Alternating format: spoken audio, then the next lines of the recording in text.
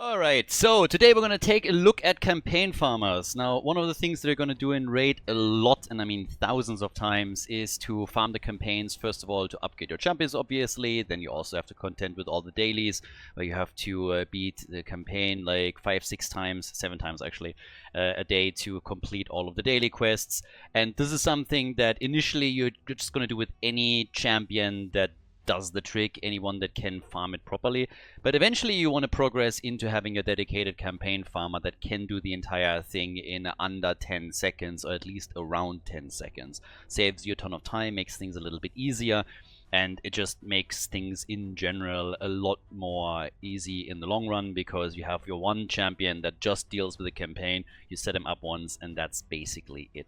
There's a couple of champions that really come into play here and that you could go for, but we also have to aim for certain numbers if you want to farm the campaign properly, and that's basically what we're going to talk about today. So I'm going to show you a couple of options that you have and that you can use in the future. Typically, when you're talking about campaign farming, what we're actually talking about is that you want to go to Brutal and you want to farm stage 12-3. So you're going into the Brimstone Path, you have stage 3, and you're trying to farm that. And that's exactly what we're going to do right now. So in my case, I have a Bellower that is fully built to farm the campaign. We are going to go over some additional options of what you can do. But just to give you an idea of how this would normally look, I could optimize him a little bit more, but we're just going to browse through this super easily. You basically one-shot every single wave. Depending on how you build him, you might on certain waves need 2 hits, in this case for example, but that's now a full run in 12-3 in under 10 seconds, so around 8. You can go for some champions that are even a little bit better there, but we're going to closely look at what exactly you need in order to do that. Now, Bellower is only one of the options, so let's explore a couple of other options, but maybe let's take a look at why exactly Bellower is actually a good choice here. So the reason why Bellower is actually really good is that if you look at his abilities, every single ability that he has attacks all enemies. So you're generally looking for a champion that with every single one of his attacks, attacks everyone on the other side, or just with his basic attack with the A1. You can then lock out the other abilities and just rely on the A1 and start to take the minions out that way.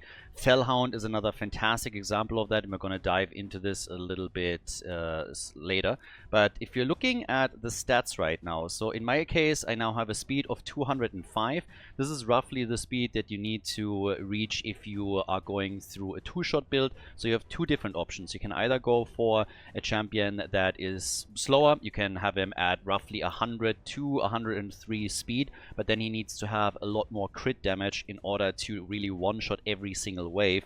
In my case, I opted for getting more speed, so you're roughly doubling that, bringing you to 205, 206 speed, and then you need less crit damage. So in my case, I'm sitting at 225 right now. If I would boost that to around 260, 270 crit damage, then I could also drop my speed down to 103, 104, and then I would have essentially the same result. So these are the stats that you're generally aiming for with these characters. You want to have 100% crit rate, obviously, so you need to be reliable here. You want to make sure that you have around 220, 230 crit damage if you have a speed that is above 204, 205. So those are the stats that you're really aiming for if you're going for the same kind of strategy. As I already said, you can change that a little bit if it's easier for you to accumulate crit damage on your champion, but you don't have a lot of speed, then you can drop the speed down to 100 and 304, but then you have to increase your crit damage accordingly so that you can burst these down easily. Keep in mind that affinity also plays a role here. In the case of Bellower, we have a void affinity, so this doesn't really make a big difference, but depending on what exactly you're looking at, you might have, for example, a magic champion that you're going to use here. 12-3 is mainly spirit affinity, so you have a positive affinity there, but then on the last wave you have also force affinity, so that can cause you sometimes to slow the run down, and in a worst case scenario, if you're just really hitting the edges of the numbers that you need, that also means that you would then potentially lose the run. So void affinity champions are generally pretty good, but if for example you have a legendary that you're running around like in Big Un or an Artax, those are usually very good to also farm the campaign. But if you want to have a dedicated campaign farmer, I would still recommend that you go for something like Bellower or Fellhound. And that's actually the next champion that we're going to take a look at. So my Fellhound is actually not built. I never really got myself onto a higher level. If you have blessings, by the way, that's always nice. We're also going to take a look at the masteries if you're going to play around on those. But with Fellhound, it's essentially the same idea once again. So we don't need our A3, we don't need that block damage, we don't need the A2. What we're really relying on if we use Fellhound is just this A1. Attack all enemies. Again, you're looking at a crit damage around 220 to 230%, always assuming, of course, that you have the recommended speed, which we talked about a second ago, but then you rely solely on your A1 and you just like burst through that. Fellhound is actually the campaign farmer. Whenever somebody talks about a dedicated campaign farmer, they're most of the time talking either about Bellower or about Fellhound, and Fellhound for a lot of people is like the typical one. He runs it in just absolute record time, and if you have to level a lot of food, he's just absolutely fantastic. Breezes through it in no time, and it's a total delight. Keep in mind that with his damage, he's actually here based on defense or attack, so you have essentially two options that you can go down with it. Another thing is that both Fellhound and Bellower are only rare champions, so they're a little bit easier to get once that you start pulling voids, and you also have an easier time getting books. Now, if you are able to get the damage numbers without booking him, then you don't even have to invest books into any of those guys, and you can run them without books. If these days, for example, you have a decent blessing for them, then you can get more damage through that, so that would also help. But it might be something that is important to you if you need your books somewhere else. But typically when you're talking about raid, you're accumulating a lot of those rare tombs and then can easily book those champions. That shouldn't really be a problem.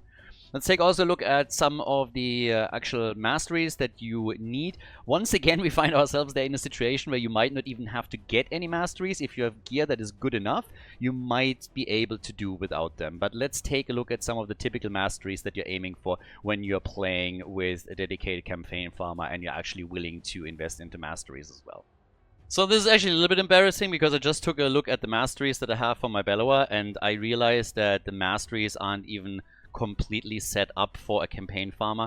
There are a couple that are kind of important, and we're going to go over them in just a second, but I used Bellower also a lot in other areas. I used him for the secret rooms in the Doom Tower, for example, and that was my priority, but I'm still going to show you what exactly the most important masteries are so you can mirror them for yourself. When we're talking about him as a damage dealer, now what you always want to start with is, of course, you want to have the crit rate increase with Deadly Precision. We're going over to Keen Strike, which gives you a little bit more crit damage. But when we're talking about the third row, in this case, I have, for example, here the increased speed, which is also kind of nice. I mean, you can utilize this too if you're playing around with those numbers a little bit and with speed, then you can go from wave to wave, increase your speed through this a bit as well. The crucial one that would normally go to if you are struggling to hit the numbers, though, is Ruthless Ambush, because in this case, you do a little bit more damage with the initial hit on anyone on the other side, so this is one to really pick up on. And typically when we're talking about the offense tree, you would just go down the left side then. So with single out, you have your damage increase. With the next follow up there, you have also a little bit more damage on those hits. You go into methodical, which is fairly typical, and then you move down if you really invest into everything and get War Master on top of this too. Now, I went for the support tree here. The reason is actually quite simple. As I said already before, I use him a lot in Doom Tower. So for that, I needed the stun. I needed to have the accuracy in there. I wanted to apply the speed. So this is the path that I essentially took.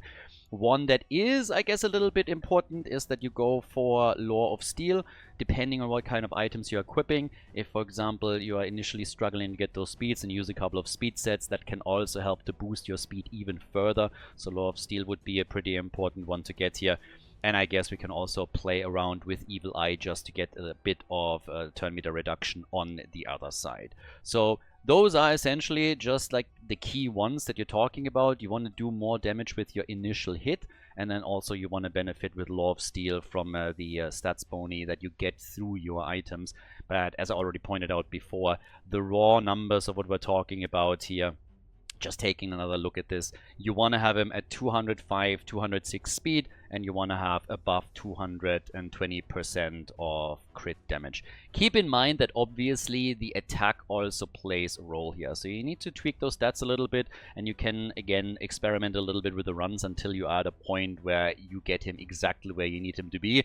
Blessings help, so keep those in mind too, but that's basically what will make your whole raid life a little bit easier. It's a quality of life improvement to have a dedicated campaign farmer, but I honestly can recommend it quite heavily because, as I said in the intro, you will have thousands and thousands of run in the campaign to level up your champions, and if you have somebody that can do it in under 10 seconds instead of needing 30 or 35 for it, that's obviously a huge time save even with multi-battles. So keep that in mind, test it out for yourself. If you have any other champions that you personally like to use, then drop a comment into the comment section. Big benefit of these is they are rare champions, and so it's a little bit easier to invest in them, especially of course with the books that you might need in order to get yourself to the damage that is elevating that to a number where you can just breeze through the stages.